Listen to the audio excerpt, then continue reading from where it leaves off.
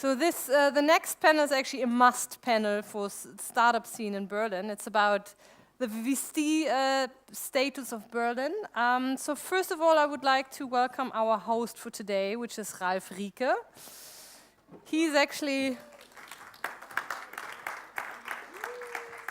He's also one of my colleagues at Hubertz. He's one of our investment managers. So he's going to be the host for the panel. He's going to Everything's going down the drain. He's going to ask the questions and also, in the end, take your questions. So without further ado, as the next person, as part of the VC panel, I would like to introduce Christian Nagel. He's partner of Early Bird. Please welcome Christian. You can take your coffee with you, it's okay. Hi, Christian. Hi. So maybe wrap yourself around the tables. Next one is Guido Hegner, XL Health. Please welcome. Partner at XL Health. Next one, Dr. Sebastian Suhr from HTGF from Bonn. I believe you flew in. Hello. Alexander Kölpin from Westech, CEO and partner. And this is like a really bad, I should have done the ladies before, but you know. So next one is Laura Amsel from IBB. She's an investment manager. Okay. And last but not least, Videsha, I hope I spell your name somehow correctly. Kumkula Gunta from Redstone Digital.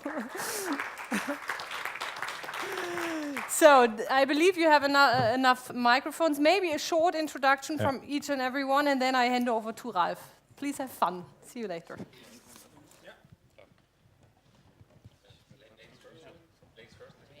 Yeah. So why don't you start, Vidisha? So my name is Vidisha. I work for Redstone Digital. We are a venture capital fund of funds based here in Berlin. What that means is that we invest anything from 25,000 all the way through to 100 million. In the early stages, we invest in B2B SaaS, in the enterprise space and fintech, and in the growth stages, data, cybersecurity, infrastructure, and in the buyout stages, we're sector agnostic. Hi, I'm Laura. I'm from IBB Beteiligungsgesellschaft, actually, which is the VC fund of the Investitionsbank Berlin. We are investing in early stages, so seed and Series A, from 250K up to $1 million in the first round. We're doing 4 focus areas. It's life science, industrial technologies, ICT, and creative industries. Hello, I'm Alexander. I'm partner at Westech Ventures here in Berlin. We are a seed venture capital firm. We invest in the very early stage, so the stage 2 guys or girls, 2 laptops and 1 idea. In the angel phase, 25 to 50K in tech and media companies with our incubator program, Project Flying Elephant. And later we invest in the seed stage up to a couple of 100,000 in companies, mostly in Berlin and Germany. Hi, I'm Sebastian from Hightech Gründerfonds, investment manager there in the software team. We are most active seed investor in Germany, making like 40 to 50 new seed investments each year, typically providing 500,000 euros as a seed investment, and yes, supporting the teams, especially in creating follow-on financings and of course on an operational basis as well. Hello, I'm Guido. I work with XL Health. We are an investor specialized on digital health. So we mainly invest in mobile health products that improve human health, or at least help to maintain human health. For example, in apps like My Sugar, who offers diabetes management apps, or Neuronation, who offer cognitive brain training. We are an early stage fund, so that means we focus on investments in the range between 500,000 and 5 million euros. Hi, my name is Christian. I'm partner with Early Bird. We invest in early stages, typically sometimes seed. In Berlin, we like to also do seed investments, and we also do invest in growth. So we also extend our range, so to say, to invest in the B and C rounds, where we see a lot of need of capital here. We invest pretty broad. We have one health tech fund investing in health tech, and our main tech fund invests basically in pretty broad, basically, all tech areas. The only thing we don't like too much is e-commerce and hardware, but the rest, most of the rest, which scales, we like very much. Good morning, and I'm Ralph. I'm investment manager at Hubertz, as Fee already mentioned. I try to host you to the next 1 hour, I would say.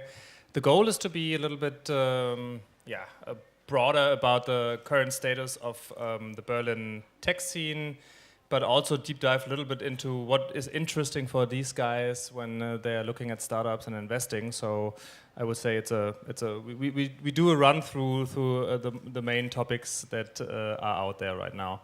Maybe for you, if you have any questions in between, please raise your hand. Otherwise, I would say we do this in the next half hour, and afterwards have a Q&A session, so you can deep dive a little bit more with the gentlemen and ladies here on stage. Hope that's fine with you. So maybe the first question is, and you already answered it a little bit with regards of your focus.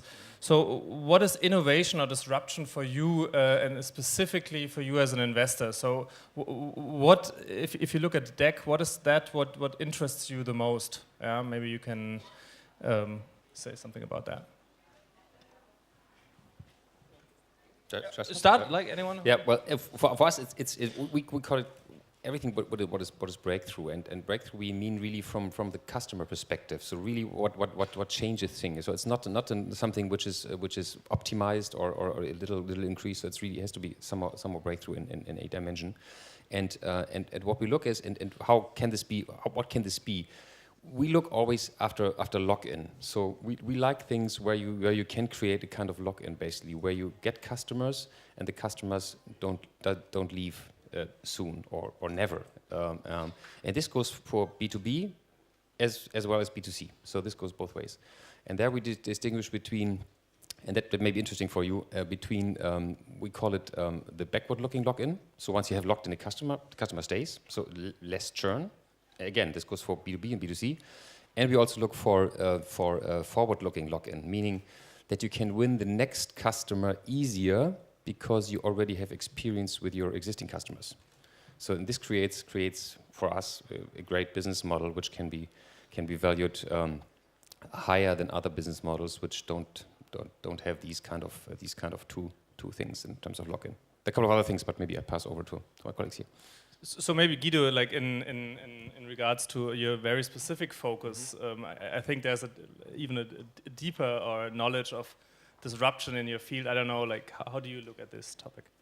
Yeah, that's in our field where we're specialized in digital health. We see let's say a convergence of healthcare and information technology, which is made possible basically by this little device that everybody knows, and the interest of people in their own health. And nowadays we are interested in products that you can use on your own as a patient, human-centric products, in fact, mobile apps. When it comes to monetization here, we feel that oftentimes the app downloads themselves are not sufficient to make for a really great company, because you want to invest in something that has the potential to be a company worth, I don't know, 200, 300, 400, 500 million euros. But what we are interested in is if on top of only selling apps and making people use these apps and offering great products, you can have a business model that taps into the established healthcare system. And on that part, we mainly look at models that have to do with pharma companies and health insurance companies. And oftentimes we also need to sit together with the founders and work together on finding these models and also finding the price points for the respective companies they could work with together. So that's, as you said, a little bit more specific. Usually the benefit of the products is rather clear that we have, so we are not so insecure if people will like them or if they don't like them. That's pretty obvious to us, and we also usually see that in the consumer growth and traction numbers, but it's more of a thing, how much money can we really earn by partnering with B2B companies? Okay, thanks. But maybe Laura, I think with the IBB also seeing a lot of leads every year, So how would you address this topic? Like, how would you define for yourself, or how do you see for yourself, this is a disruption, this is an innovation that maybe makes a lot of money in the future? So maybe you can elaborate on this a little bit. Okay, so I'm focusing on ICT business, so probably not able to speak for life science or industrial technologies, more for creative industries, but in these areas we are trying to look at innovation first. So you need an innovation first to become eventually a disruptive startup. At least this is my impression. So starting with the technical innovation, this is for sure the most interesting for me as an ICT person. But also an innovation in the business model is quite interesting, because if you are changing the way you bring the goods or the service to people, it also can change and disrupt the market. Just to have iTunes Store from Apple in mind. And this is like kind of the two things we are looking for. And then if you have this innovation in the business model, in the technology, or even in the structure of the company, you could then eventually become the disruptive company. And this would be great to find probably here today as well. Yeah, so yeah. Maybe you want to take? No, it's just, you know, everything fine, but we invest in very early companies, so disruption, fine, innovation, okay, it's give me execution any day, good execution rules. I don't know how you would describe, you know, how Facebook disrupted MySpace or so.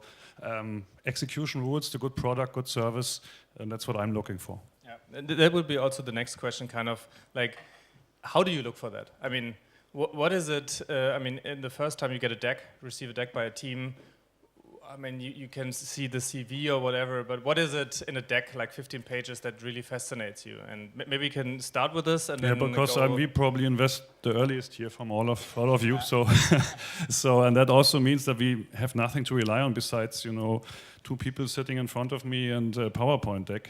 So that's it.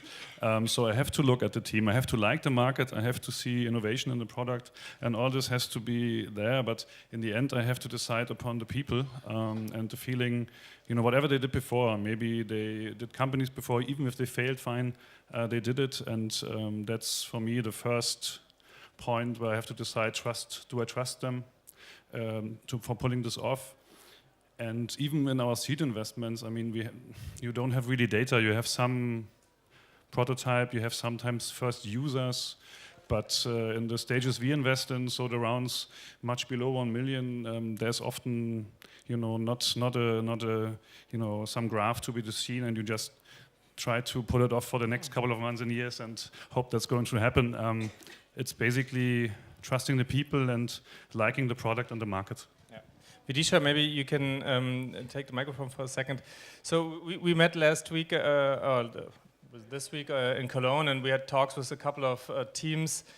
So, and what is it out of your perspective, maybe to also deepen the topic of Alexander, what you really look at it in the beginning of a team, if you meet one, maybe also an early stage team? So the team is actually something that a lot of people can't quantify. So when you ask VCs what do you exactly look for in the team, it's really hard to say. But some of the things we look for are, has the person had sector experience? Have they ever worked in this space before? Do they understand it? The next thing we look for is their balance in the team. So we often see teams where there's a lot of technical talent, but there's no one doing any sales or business development or anything like that. We also look at, have they been multiple founders before? Have they done it before? Have they taken the learnings? Have they successfully exited or not? And then we look at how are they in the meeting when we sit with them. You can see a lot from the interaction between the team members when they're in front of you. So you can see, are these a cohesive team? Do they like each other? Can you spot anything in the meeting that might be a warning signal for later on? Some say like, okay, but with the funding that we receive, we're gonna add these members. Does it work, or? Maybe first to add something to this. For us, it's really important. The passion of the team is really important, or the passion of the founder. This is really what matters a lot, I would say. The passion and how really the team is convinced and passionate about what they do, and if they really want to build something big out of this, or do they what they do just for a lot of lifestyle reasons, or what to be a founder. So that's really important, and this is hard to find out, obviously, because if you have good sales talent, you can do this. By the way, sales talent is also important because you always have to sell your company, always. That's really important, and if you don't have it in the team, you rather should get this on board, because otherwise, because you always have to sell the team. First meeting with Alexander, you have to sell your idea, and this stays forever. This stays in the next round, this stays in the round C, and finally it stays when you go public or want to sell the company. So that stays forever. To your question in terms of how to add the team, yes, you can, obviously, but if you have it already, you show first time that you are able to build a team, which is important. If you have 2 people, this is another question always, we try to find out, are you really able to build a team? Because it's not the 2 people, and it's not about building, getting 3 more on board. It's about building in a company with 100 and more people. So, and this is also we need to find out, and it's better if you then come in the next meeting with the addition already. Say, well, we have this guy. He's not here full time, but he will leave once we got the financing. So these kind of things we want to see, so that you're able really to attract people. Again, selling what you do, and to attract good people into your team, and then show that you really are able to build this. And we are extremely hesitant here. So we would not invest if a team is not complete. Maybe we are different from other guys here who are investing earlier, but we are very strict. So if the team is not complete and we feel there's something missing, we rather say, well, come back once you have completed the team. Okay, thanks. So maybe Sebastian, you can elaborate a little bit on this. Yes, that probably makes sense, as we are typically investing very early. We are, of course, having a look at the team and need to be convinced that the team can execute to a certain extent. But having a team coming straight from university, it's more or less the normal case that we see some additional members to join the team in the future. So we support them in finding, for example, a CSO or something like that. But of course, you need a good team. But coming back to the point you pointed out earlier, you have to solve a real problem with the product. Looking at the business case, we are really coming from the customer perspective, looking at the product and try to find out or figure out if the product is really delivering a solution for a real customer problem. And that solution should not just be like twice as good as the solutions in the market right now, but 10 times as good, so that you really can bring a big plus to the customer. And I mean, also in your case, you're going from seed stage or early stage, and then also a little bit in the next phase, right? Is it, I don't know, bridge or A round, you know, something like this, and even longer you see the teams. What do you see changing in regards to the team and in regards to how to run the company? And what would you then therefore say also is more relevant the more experienced and the more big the company gets? Yes, of course, coming from seed round to Series A, for example, you have some history with the teams. You see, you know the initial plan and you know what really happened in the time. So you have some learnings regarding the market and the product, and of course how the work is going on with the team. So I think the most crucial point for raising a Series A is proving that the go-to-market was successful in some kind of way, and that you can show some traction from that point. When, especially from a software team, it is not as hard as in hardware business to generate some traction. So we yes, it is convincing when the customer pays, and that's always yes, good. that's sales fixes everything. Yeah, right. That's true. Yeah, I don't know, but I mean, depends also, of course, on the product. But I also, it's so funny because we often have the discussion, and you say, I think the case is getting too small. Yeah, it's not what that's not a VC case, but actually, I guess this company would have more revenue than most of our companies in the future. But that's another topic. So, Vidisha, I think you also see teams in all stages. Looking at the later stage, then what is it? What changes how you look at a deck, or is it even a deck then at that time, or what are you looking at? I'm probably looking at the later stages at an investment memorandum. So the decks get longer as you get later stage. The numbers become a little bit clearer as you get later stage. So you actually have revenues to look at, margins to look at, and multiples to compare. And so I think actually in the beginning, it's a little bit easier because you can go in and you can sell the dream of what you might be able to accomplish in the next few years. And later on, you have the actual core figures of what might need to be done.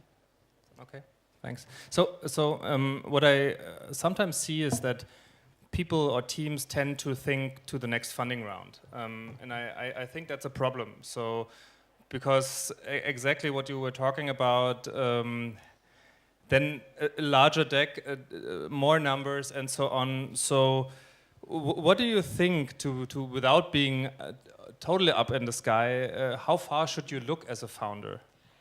So I typically tell founders to make the deck for the next round that they're doing today, so at least the milestones are reasonable. As a founder, I think it's extremely important to have the vision of where your company is going to go in the next few years and try and marry that up with the milestones in order to get there. I think if you get too focused in the revenues and where you are right now, you lose some of that sight. So you can't be too forward-looking because it's hard to say how the market's going to change in the next 5 years or even 3 years, but at least you can see in the next 12 months to 18 months, what is my company going to actually be doing? So maybe Laura, in your experience, are the numbers in the decks too high or too low, or? You can't really tell because no one knows what's going to happen in the future, but what the numbers tell is what kind of vision you have and where you want to go with your company. And in the end, so if you see the whole business case and the financial planning, at least you can prove if it's reasonable, if you plan there's enough stuff for selling the product or service you have. Is there enough management, the team strong enough to deliver what you want to do? Did they think about all the things like what travel costs? At least this you can read out of it, what the revenue in 5 years of a company may be or maybe not. It's impossible to say. I think it's important to basically, and especially in this environment here where we're lacking capital, enough capital compared to Silicon Valley or maybe London. I think you always have to fundraise, always. So, and I sometimes get the answer, show me, can you send me the deck? I like what you're doing. I get the answer, or we're not fundraising. This is the most stupid thing you can do. You always have to fundraise, you know? Because at the time where you may want to fundraise, nobody will give you money. And especially here, because it's so tough to get money. So that's why you always have to fundraise, basically, always. And use any opportunity to pitch, to fine-tune your pitch. You always have to have an actual deck. Or sometimes you hear, well, we haven't got a deck. What? So this is impossible. So this is really, I think, very, very important, especially here. It's different in Silicon Valley, where there's much more liquidity, where you basically can expect to fundraise within a couple of weeks, basically, or at least get a good indication whether someone will give you money or not. Here, it takes a month or even longer. So that's why, the advice is really to be always ready. Yeah, it's also my experience. I don't know, but there's actually only 2 times a year where you can fundraise, right? It's after the holiday season and after the holiday season, or like it's I don't know, like maybe in spring and then in fall or so on, and in between everybody's on vacation. So really, I think also for you out there, think about typical human behavior while doing all your stuff, right? Yeah, this is just a side note, maybe.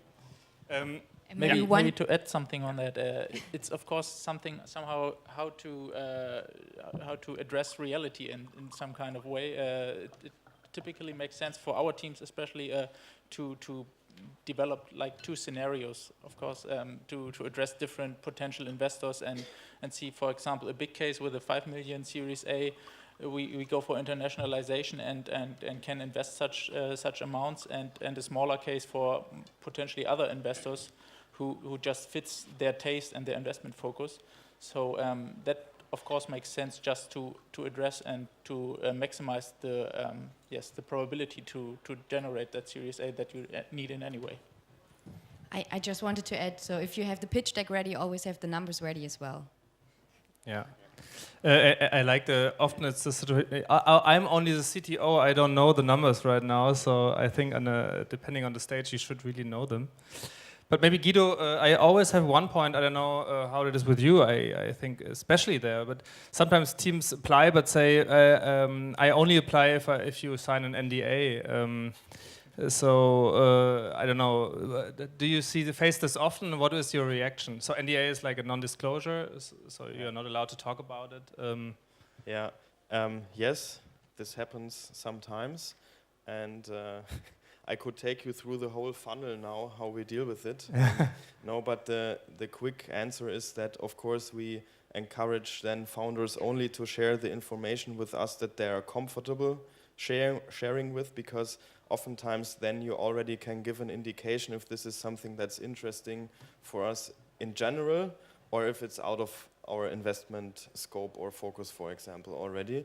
And if we then get to the opinion that this is something that we're really, really, really highly interested in, and that we would like to enter into a due diligence, and would also like to offer a term sheet, then starting at that point, we would also, of course, sign a non-disclosure agreement.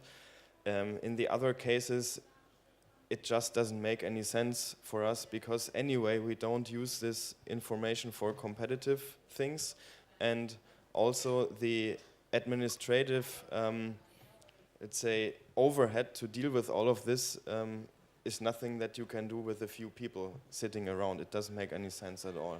Yeah. And also sometimes we find that entrepreneurs who really insist very, very strongly on signing an NDA in the first moment sometimes have, let's say, very, or not very, but somehow different attitude to things than other people, because this reveals a little bit that you are kind of afraid to share information with other people. And in a startup environment, I think it's quite the opposite would be important, to generate ideas freely and exchange a lot of information with other people and get input and work on this input to improve on your product and on your marketing and on your human resources. So it's a very small indicator, but a huge thing can lie behind it. Yeah, thanks for your insights. So maybe Alex, you also see a lot of early stage leads saying also starting from PowerPoint sometimes. What do you think, how much should founders already in this stage know about the typical investment topics like term sheets, NDAs, investment cycles, and so on? So do you want them to have it already, or? I mean, yeah, they should know as much as possible, and everybody, I mean, everywhere in Europe or in Germany, there are so many locations from Berlin to Hamburg, Munich, and so on, where you have events like this, and this is like the perfect event.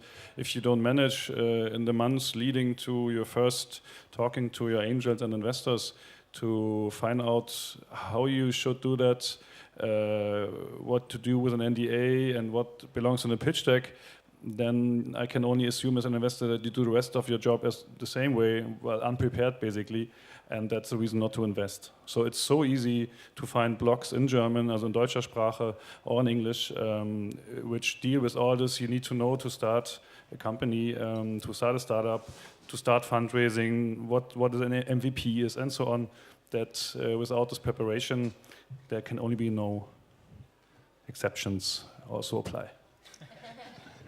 Yeah, I think if maybe the numbers again, they speak for themselves. If they are already great, but the founders don't have maybe a clue about how to sign, then it's a different again. Yes, but yeah, if there's somebody who doesn't get business on his own and sees an opportunity to scale this with venture capital money, that's a completely different case. It can be this person, he or she can be a good entrepreneur in any case, but a typical startup founder coming from, maybe an employment case, and so then it has to be prepared. One question, yeah? So my first question is, hello, first of all, I'm Martin, it's a pleasure. So my first question is to Mr. Daniel, because you've made a great point that it's about locking to the ecosystem, and I wanted to know what's your take on locking with hardware startup, because many startups are now trying to make hardware, and because hardware is a commodity, and every piece of hardware can be overtaken by another piece of hardware in the next 2, 3, 5 years.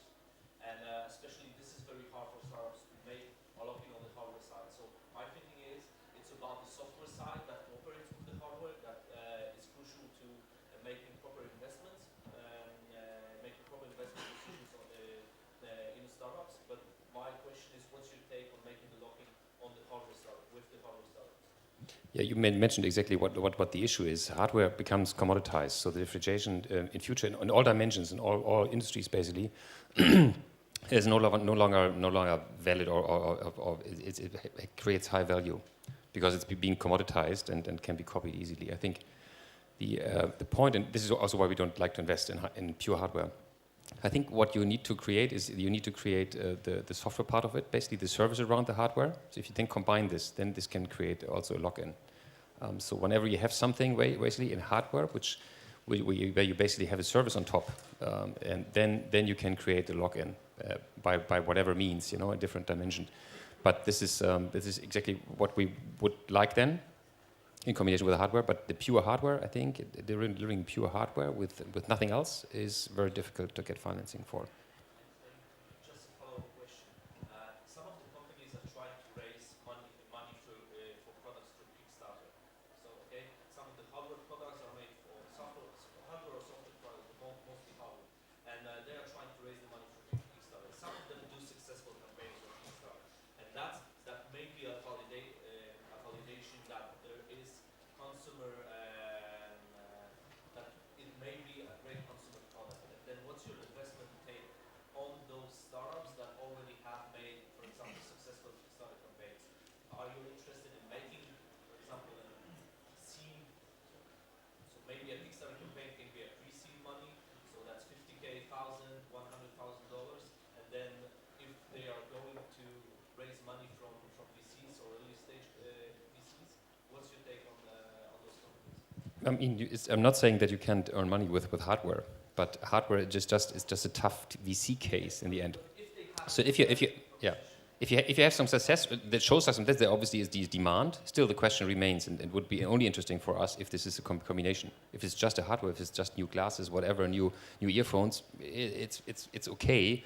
Every day somebody launches new earphones, and so there's nothing special here.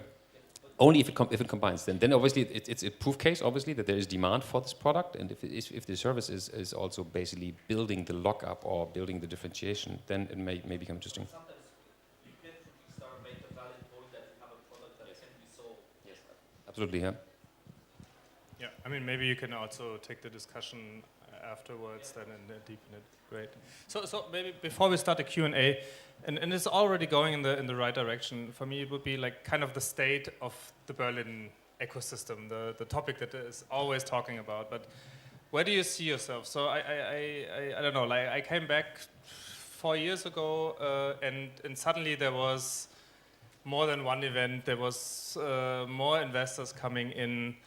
But for me, the first validation of being on the next step is kind of seeing the first entrepreneurs doing their second or third investments out of their exit or whatever. So for me, it's already maybe stage 2 or so of the Berlin ecosystem. How do you see it? What do you think where are we and what needs to happen now and in the next 5 years maybe? So I can only give a personal anecdote. 2 years ago, I moved to Berlin from the London ecosystem. So I used to work for a VC fund in London. And around that time, that was kind of when our men had teetered away. There was not very good sentiment in the ecosystem. And then you roll forward almost 24 months, and then you had all the exits happen at the latter part of last year. So you had Zalando exit, Rocket exit. We won't talk about the performance of those, and Windle. And then you saw, obviously, recently the sale of the Maps, Nokia Maps, for 2.5 billion to the automotive companies. So what that means is that the sentiment, I feel, is much more buoyant in the ecosystem. New funds are emerging. Lakestar just raised a 400 million fund. I know at least five funds being raised right now. And I think that there's just more capital flowing in, especially from the US. There's a lot of US funds coming in.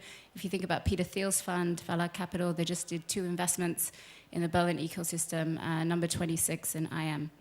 I think what needs to happen in order to keep the momentum going in this ecosystem is for people not to leave when they get to a later stage. What happens generally in Europe is that people get to a certain point, either the Series A or the Series B, and then they leave. They go to San Francisco, they move to the States. And I Why think is that? Because of money? because of knowledge? money. I know that in the previous fund that I worked for, all the Series B investments were coming from huge US funds, so Highland, Spark. And so I think that in order for that momentum to keep happening and for the learnings to go from one generation of entrepreneurs to the next, they have to stay here.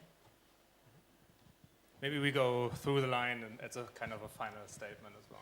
Yeah, actually, I have to agree. And so we got 2 companies who just raised Series C round. So it's Outfittery and it's Bubble, and they're staying here in Berlin. So we're really looking forward to get a big impact with these companies here. And yeah, that's actually it already because she said it so well. So maybe also, do you think there's enough good people also around here? Maybe we can just continue with the round, but I mean, money is there, maybe, yes, but is something else missing, or? Good people are kind of always missing, but they're coming here. They're attracted by the culture in Berlin. They're attracted by the living costs. These are all things you probably know, but it's so true. If you just look to San Francisco, you have to pay like 5 times what they get here to find good people, just because living costs are so high there. So it's really a reason. And Berlin is also as a city evolving with this, because there is no big industry here, but we can actually create something for the economic way Berlin works and the surrounding works with this startup scene here. And so I'm really looking forward to this building with you guys, with you, and all these people who are coming to Berlin and to Germany as a whole and to Europe, of course. Yeah, please. I see the future of Berlin very bright in the digital industry. And I see already many generations of entrepreneurs doing different things. When I look back at people you met maybe 2002 or so at the first Tuesday or whatever that was, one of the only events that then existed. You see them coming up in different positions and with different companies. You see capital coming in from everywhere, people coming in from everywhere to work, founders coming in from everywhere to work. So for me, the future of Berlin is really bright in that respect. And is Berlin also Germany? So no, it's not. But the Valley is not the US. So for me, and it's how many banking centers does Germany have? We have Wasn't this the Berlin Stock Exchange here, or is it? I don't know. We have one Bremen and so on. So we have one city for finance in Germany, which is Frankfurt, and it's fine that way. And I believe it's fine if we have one city which is the center point. And if you can build great companies anywhere, in Hamburg, in Bielefeld, in any place, but you can come here to fundraise and then go back and get your work done. So I believe it's good to have one center. Yes, right. But Berlin is not Germany in that case. It's we see that in our deal flow as we are investing throughout whole Germany. It is concentrating more and more towards Berlin, but still in other cities you can build great startups too, and it of course makes sense for us to look all over Germany, what we will do anyway. And from a Berlin perspective, I think the ecosystem attracts new talent, especially from my impression from Eastern European countries, even more interesting for those people to come to Berlin than, for example, to go to London. And of course, the cost advantage that you have over here in comparison to the Valley is of course that makes an advantage in terms of that maybe a financing round of 1 million or 5 million leads you further than a 10 or 15 or 20 million out in the Valley would do. So that is an advantage, and we see in our follow-on financing that international VCs take a bigger part of the follow-on rounds. They are attracted by Berlin, and those international investors, they are looking at Berlin when they are looking at Germany. So it makes sense if you come to that stage to have at least an office in Berlin. But still, growth financing, it is a great lack of capital in comparison to the international or the US market. Yeah, I mean, Guido, also in your case, I think I guess it's more than receiving leads than finding your customers, right? Because I think tech industry is not around. Well, it's growing in Berlin, I guess, but I would say it's more in Munich in that area. Or why are you in Berlin? Actually, yeah, oftentimes I hear the argument that maybe even pharma companies are more concentrated in the Bavarian area.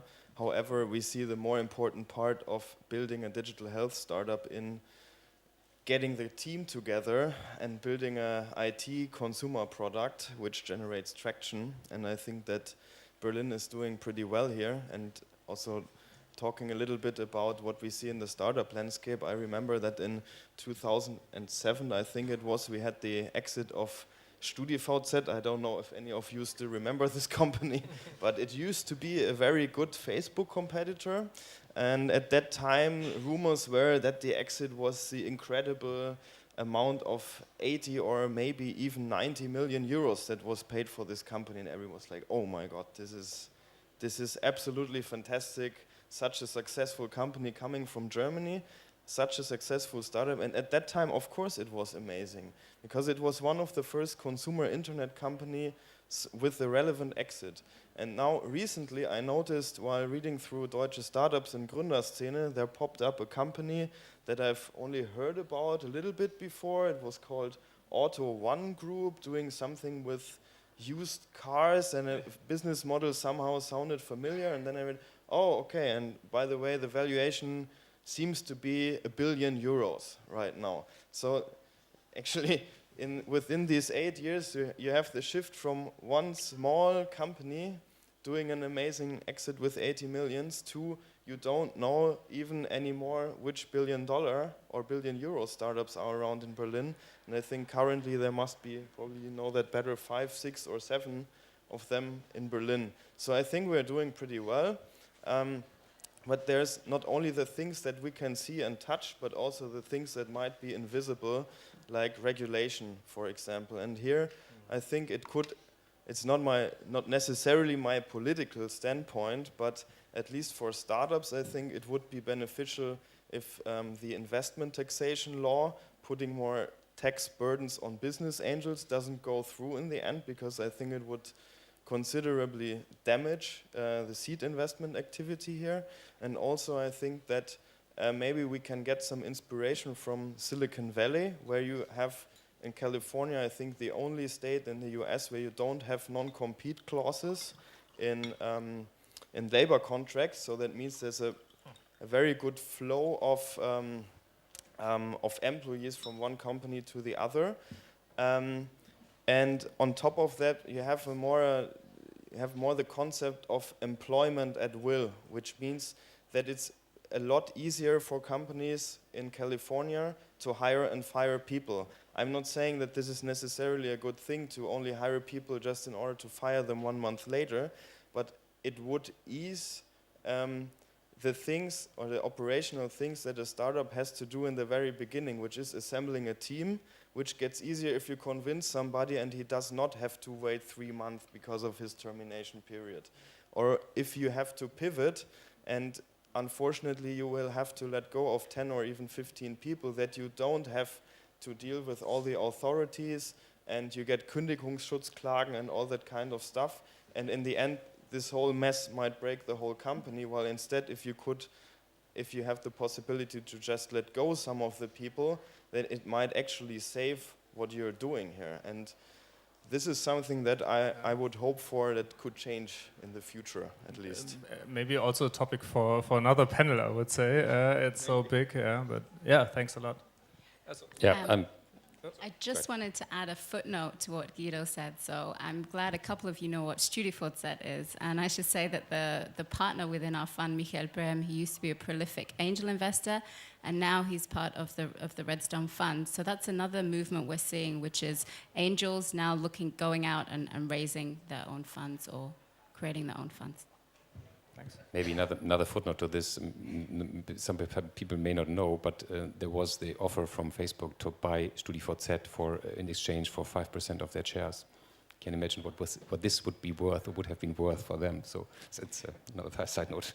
But anyways, I'm also very, very positive for Berlin. I agree with all what was said.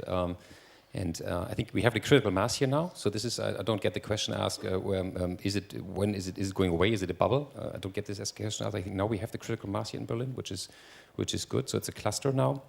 The question is, and we see more US VCs investing here. Still, I think, but what is missing? I think we still have to deliver on this because the US VCs, they only invest here because they want to invest in companies which can become billion-dollar plus companies. Otherwise, they would not invest here. And you can say, well, these US guys, they're also greedy and crazy with this money and so on. The point is here, the VC model only works if you invest in companies which can become billion-dollar plus companies. Otherwise, it's not going to work. And otherwise, they will never come back. They will never invest here. So we have to deliver on this. Wherever they have invested, they have to deliver. So they have to become billion-dollar plus companies. Otherwise, they just stop investing. They invest in China, wherever. I mean, it goes very quickly. So, and with this, to your question, what is missing? I think it's the entrepreneurs who really want to build big companies, and not become tempted if Google comes with a 100 million check and you feel suddenly that you have 20 million on your account. This is not what we want. This is not what Is it a German problem for you? Yes. Like, yeah. Right. Well, yeah, German. It's a kind of in the Silicon Valley. If you would tell that you get 20 million now for the sale of your company, nobody notices you. Here, you suddenly become the hero in Berlin. But just remember, the VC model does not work with this. Full stop. So the US investors will, if this is sort of say the normal case, we will not get US money anymore here. And this means basically that the VC model is dead. So I think we are on a very good trend here. We see this. I also see billion-dollar plus companies being built or already here. But we need much more of them to really make this a sustainable trend. And for this, we need you, the entrepreneurs, who really want to build these billion-dollar companies and not basically leave when Google comes with this 100 million as example. So you really want to build something. This means what I mentioned at the beginning. This means passion, really. I don't care if I'm be bought. I want to build something really big, which is basically becomes globally relevant. This is, so to say, what we want to see, the passion or the vision we want to see with entrepreneurs.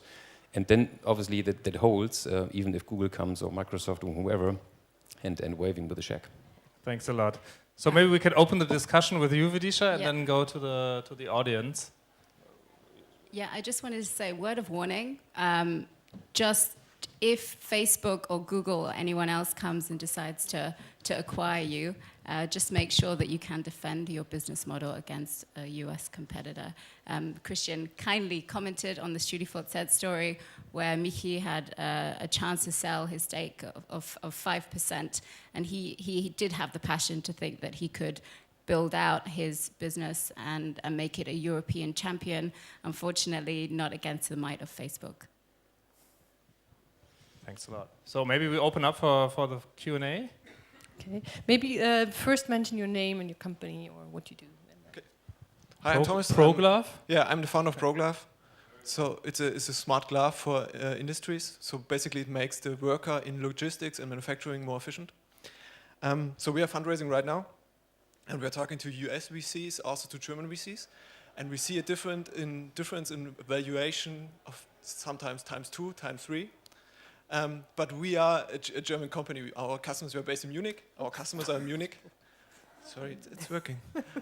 Our customers are in Munich. That's why we're based in Munich. And we're searching a local VC because a VC is more than money. It's knowledge, basically. So how can we get the German VC with a US evaluation? That's the easy question. Not gonna happen, right? I pass on the question. So. Why do you just take the US money and make a good get a good investment? If it's a good US VC, why taking German money? I mean, if you don't get it or if you get it half of evaluation. Especially for the industry hardware, actually US VCs are not that good in that. So understanding someone like BMW, actually the US guys are not. So really, a German VC who understands BMW, understands audio, understands the business, is really a big value for us. That's why we're searching someone like them. Can you take 2 maybe? Like, Yeah, it's also Get some advisors on board who help you. So I think you can get what you need in terms of advice or maybe network or whatever you can get through advisors, through board members or whatever. And but you would say get advisors and take the US money, right? Yes. Okay. And also have a look at the whole package. It's not just the valuation. There is a lot more which can cut into that what you earn with your money once you go public or sell it to someone.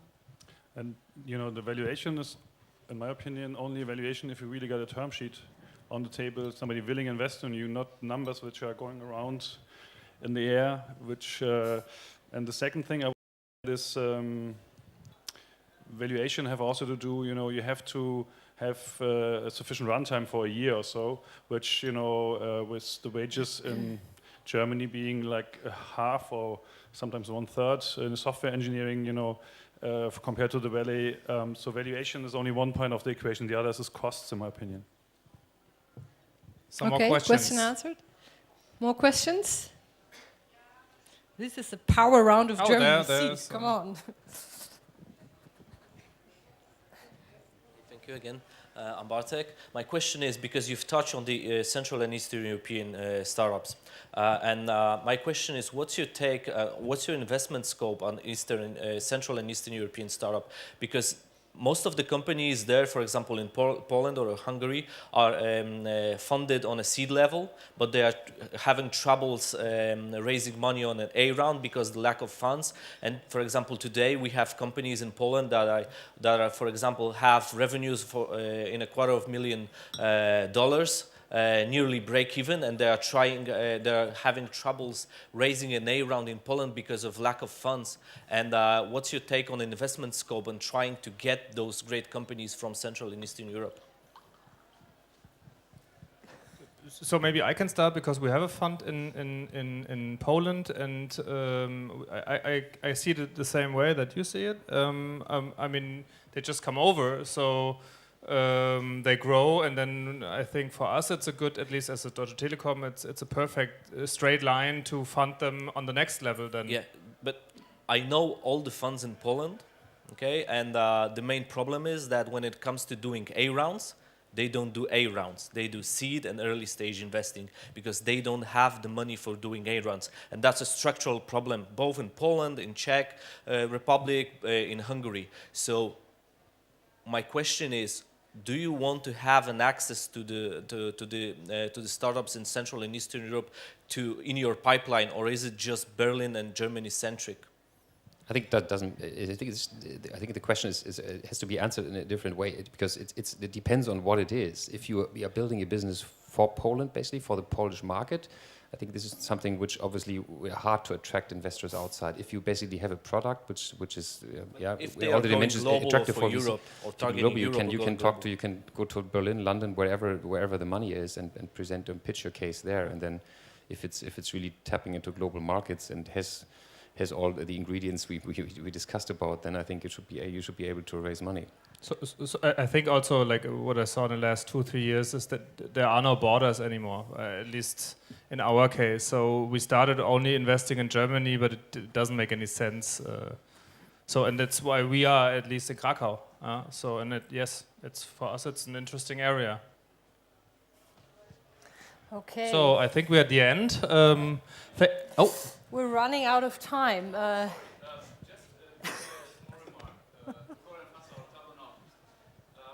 we founded our company a year ago, we chose a completely different approach. We looked for a customer to fund our development software. And of course, he had a completely different interest into having some piece of software without having to pay for licenses. But now we feel like we are just running out of the money that would be necessary to just have the company grow. So this is a critical point where we should perhaps pivot. Any comments or advice? Yeah, I think it's basically it's a good idea if you as long as you get without money, the better it is. You're better off basically. But you obviously have to do this pivot to develop a scalable product. So now you have to basically in your pitch you have to show that your product is already scalable and not basically it's not a consulting kind of thing. So it has to be something which can scale. If you have this, I think you can do the pitch. Thanks a lot. Thanks a lot to you all. And yeah, everybody, please come to us afterwards if you have any more questions. Thanks a lot.